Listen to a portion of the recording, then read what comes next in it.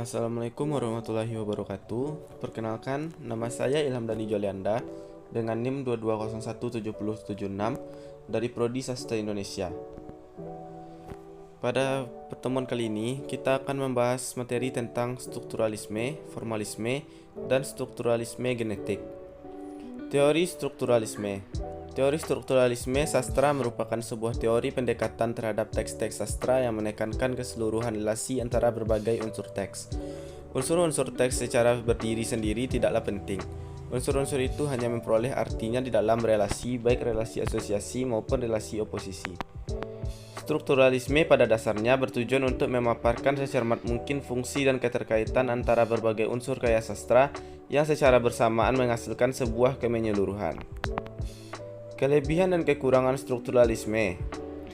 Kelebihan strukturalisme yaitu memegang teguh kelengkapan, keterjalinan struktur dan otonomi karya sastra. Yang kedua, kekurangan strukturalisme terletak pada keyakinan yang terlalu berlebihan terhadap otonomi karya sastra. Teori formalisme. Secara etimologis, formalisme berasal dari bahasa Latin yaitu forma yang berarti bentuk atau wujud. Formalisme mengutamakan pola-pola suara dan kata-kata formal, bukan isi. Oleh karena itu, cara kerjanya disebut metode formal. Tujuan pokok formalisme adalah studi ilmiah tentang sastra dengan cara meneliti unsur-unsur kesastraan, puitika, asosiasi, oposisi, dan sebagainya. Teori strukturalisme genetik. Strukturalisme genetik merupakan teori yang muncul atas reaksi terhadap kemandegan atau yang disebut juga stagnasi. Teori strukturalisme meninggalkan satu aspek penting dalam proses lahirnya suatu karya sastra, yaitu manusia. Konsep dasar strukturalisme genetik. Yang pertama, fakta kemanusiaan. Yang kedua, subjek kolektif. Yang ketiga, strukturasi. Yang keempat, pandangan dunia. Yang kelima, pemahaman. Yang keenam, penjelasan. Pendekatan objektif. Pendekatan objektif merupakan pendekatan yang mendasar pada suatu karya sastra secara keseluruhan. Pendekatan objektif menganggap karya sastra itu sebagai sesuatu yang mandiri, otonom, bebas dari pengarang, pembaca, dan dunia sekelilingnya. Ketetapan menerapkan pendekatan objektif dan teori strukturalisme dan formalisme dalam mengkaji karya sastra.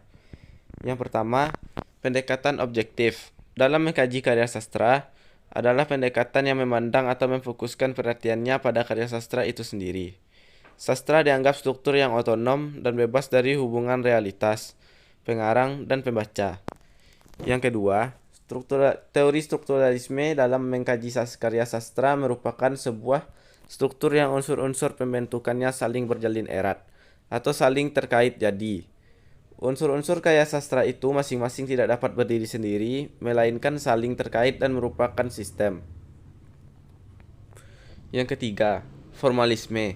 Dalam mengkaji karya sastra adalah reaksi terhadap pendekatan segera yang bersifat positif, yang merupakan sebuah pendekatan yang bisa paham oleh filsafat positivisme, yaitu suatu menganggap bahwa segala ilmu pengetahuan harus berdasarkan fakta yang dapat diamati.